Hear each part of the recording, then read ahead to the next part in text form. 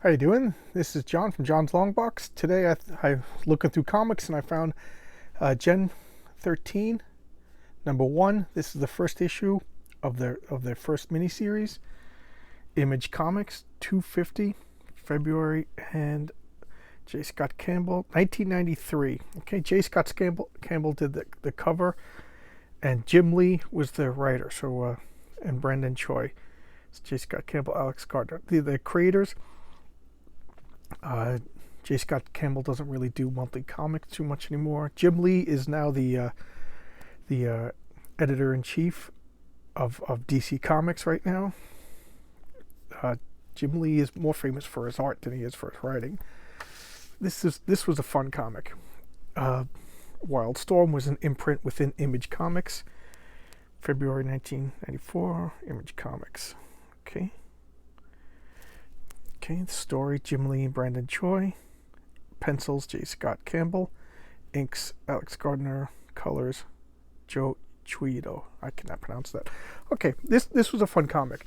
Gen 13, they were named because at the time we were the 13th generation of Americans, and we were supposed to be like, how make fun of millennials today. Well, back in 1994, they were making fun of the 13th generation.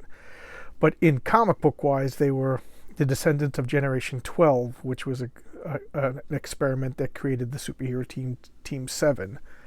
Team 7 was like the Vietnam era of Image Universe, with like the Spartan and other characters whom I can't remember, and their offspring and children later became Gen 13. Okay, J. Scott Campbell is kind of known as like a cheesecake artist these days. He commands like hundreds of thousands of dollars for his work. He just goes on the convention circuit and sells artwork. He doesn't even do monthly comics anymore. But this was his humble beginnings. Image, as you may or may not know, was formed. Here, look at this, the splash page, second page.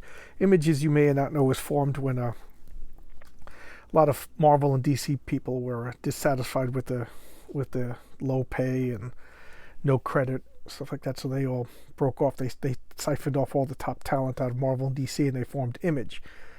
And Image was a lot of fun. It was very exciting. It was kind of like a two-headed, double-bladed sword, though. These guys got so famous and so rich so fast that they stopped working, really. A lot of these guys would just go to conventions and get paid like 10 grand to show up at a convention. So they would just work one day a month, get paid 10 grand, and then do like commissions. And their comics would come out once in a while. And then another thing that they would do is they would sell the original artwork, and you get like a page like this. You get less money than if you sold, say, a page like this. This is like a poster. This is just a bunch of panels. So they started making a lot of comics, just more and more splash pages. So they would get paid for the comic and then sell the original artwork. So while the top talent, they kind of shot themselves in the foot. This is Lynch. Okay, back to the comic itself.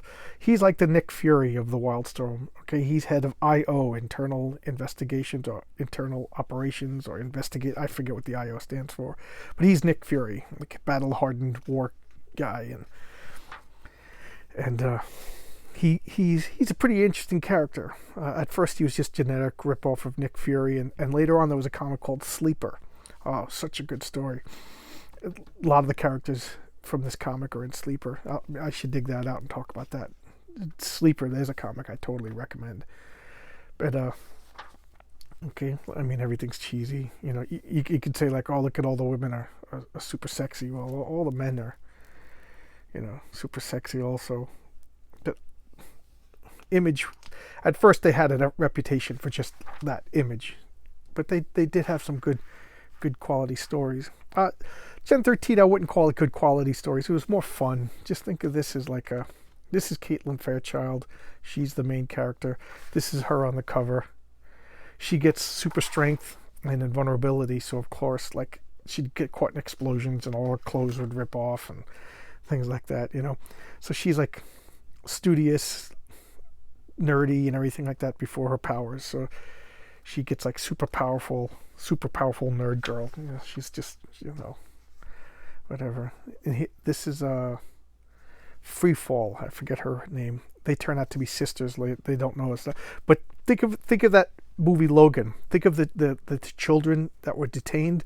That's exactly what they were. They were detained by some shady organization. They don't even know that they're Free Fall and Fairchild. Fairchild is her superhero name.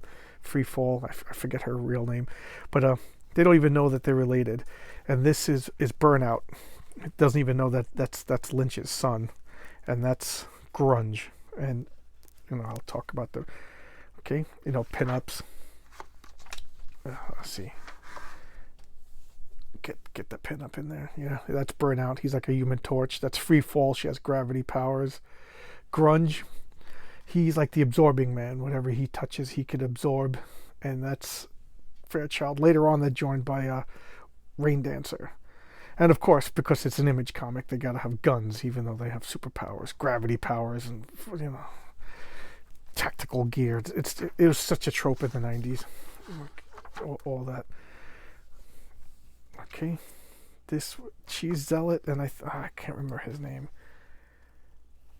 Oh, Wildcats. Oh, geez, yeah, Wildcats. This was great art, and then later on, it just got so good. I had Travis Charest doing the artwork, Alan Moore writing it. It was such a good comic. Yeah, Wildcats. Definitely get a copy of Alan Moore's run on Wildcats. It was so good. This is typical. I mean, this is Fast and Furious of the comic books. It's fun, not to be taken seriously, and it doesn't take itself too seriously. They're getting the powers. Again, this is the first issue. She's starting to realize she's super strong. She's hacking the computer. Grunge, the grunge craze was full swing. So of course you get this tattooed, flannel wearing jerk, just being crude and interesting powers. But just made him like a goof. And then Burnout, of course, is rock and roll, playing guitars. I mean, whatever. Is Free Fall helping Grunge. And of course, she gets scared. Her adrenaline kicks in, and clothes get all torn off. That's it just happens like every freaking issue. Caitlin Fairchild, the team. Okay, here's some sketch. Fairchild. These early concept sketches. This is her before the power. After she grew like another foot tall.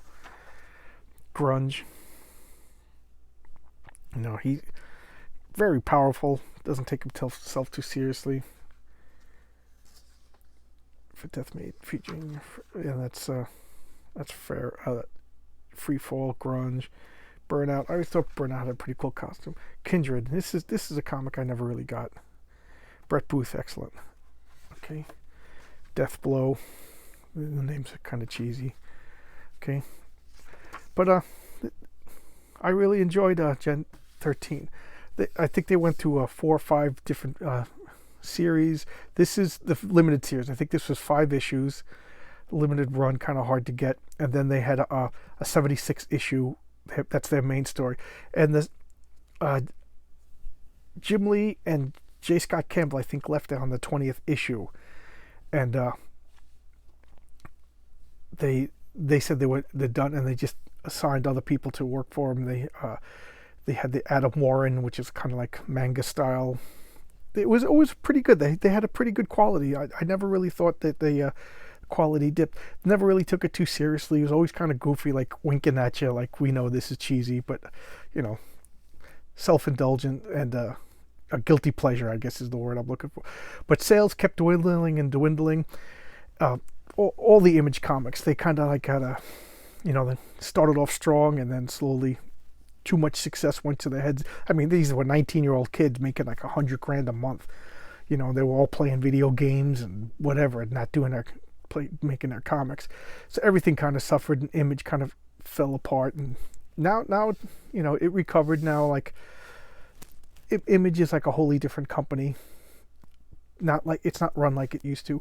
Oh yeah, back at issue 76, the sales were bad. They just canceled it, and they blew up the team. They just got caught in an atomic bomb, and boom, they're all dead. And they were supposed to stay dead, but of course, nobody ever stays dead in comics. They rebooted the team later on, found out that she was invulnerable. Grunge did some sort of merged with whatever. But at the time, they were dead, they were gone, they were blown up. End of the series, blow them all up. It's kind of funny. And that's Gen 13. I enjoyed it. I can't even remember like stories. There was DV8. DV8 were the bad versions of Gen 13. They were the same thing. They were in the same process and everything like that, but they gravitated towards evil, and of course they tried romances between the evil team, and that they got their own comic, DV8. That was pretty good also. Well, this is some when they talk about 90s comics with boobies and naked chicks and guns and pockets and, you know, splash pages, they're talking Gen 13. This is the embodiment of 90s comics right here. Thought this would be fun to show you. I bought this run from a roommate who was kind of going broke, so I helped him out with rent, and he gave me a big pile of these Gen 13 comics. All right, here you go. That's Gen 13. Please like my videos. Please subscribe if you find this helpful, and comment. I got a lot of comics. If there's anything you want to see or anything you want to discuss, bring it up. Maybe I got the comics. Odds are I do. Okay. Bye bye.